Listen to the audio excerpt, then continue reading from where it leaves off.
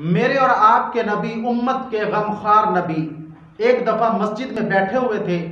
مجلس لگی ہوئی تھی، صحابہ کرام رضوان اللہ علیہ اجمعین بھی تشریف فرما تھے۔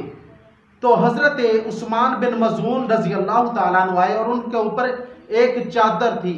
جو بہت ساری جگہ سے پھٹی ہوئی تھی، اور جس جگہ سے وہ چادر پھٹی ہوئی تھی وہاں اوپر انہوں نے کھال کے پیمند لگائے ہوئے تھے۔ ایسے کوئی چیز کسی جگہ سے پھٹ جاتی ہے تو اوپر سے اس کو پیمند لگائے جاتے ہیں، تو کھال کے ٹکڑے رکھ کر اس چادر کو پیمند لگائے ہوئے تھے۔ میرے اور آپ کے نبی صلی اللہ علیہ وآلہ وسلم نے جب حضرت عثمان کو دیکھا تو ان کی چادر پھٹی ہوئی تھی، تو میرے محبوب کو ان پر ترس آ گیا اور میرے محبوب صلی اللہ علیہ وآلہ وسلم پر رقت طاری ہو گئی۔ تو حضور کو دیکھ کر حضور کے دیوانے صحابہ کرام رضوان اللہ علیہ اجمعین پر بھی رقت طاری ہو گئی، اور پھر حضور نبی کریم رؤوف الرحیم صلی اللہ علیہ وآلہ وسلم نے صحابہ کرام رضوان اللہ علیہ اجمعین سے فرمایا کہ اس دن تمہارا کیا حال ہوگا جس دن تم میں سے ہر بندہ ایک جوڑا صبح پہنے گا اور ایک جوڑا شام کو پہنے گا۔ کھانے کا ایک بڑا پیالہ سامنے رکھا جائے گا تو ایک اٹھایا جائے گا۔ تمہارے گھروں پر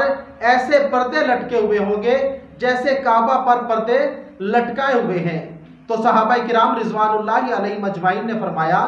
یا رسول اللہ، ہم چاہتے ہیں کہ ایسا ہو جائے کہ ہمیں بھی سہولت اور وسعت میسر ہو جائے۔ تو حضور نبی کریم رؤوف الرحیم صلی اللہ علیہ وآلہ وسلم نے ارشاد فرمایا کہ وہ دن ضرور آئے گا، لیکن آج کا دن اس دن سے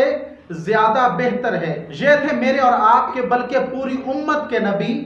جن کے دل میں ہر وقت امت کا غم لگا رہتا تھا، ہر وقت وہ امت کے غم میں کڑتے رہتے تھے۔ اور جو حضور علیہ الصلوۃ والسلام نے ہمیں پیشن گوئیاں دی تو وہ سب کچھ ہو رہا ہے۔ آج کل نہ کھانے کی کمی ہے، نہ پینے کی کمی ہے، نہ پردے کی کمی ہے، نہ کپڑوں کی کمی ہے، ہر چیز میں وسعت ہے۔ وہ دن ہم نے دیکھ لیے، اور صحابہ کرام رضوان اللہ علیہ اجمعین کے ساتھ حضور کی محبت بھی دیکھ لی کہ اگر ایک صحابی رسول کو میرے محبوب نے ایسی حالت میں دیکھا تو حضور علیہ الصلوۃ والسلام اسے دیکھ کر پریشان ہو گئے کہ یہ میرا صحابی کیسی زندگی بسر کر رہا۔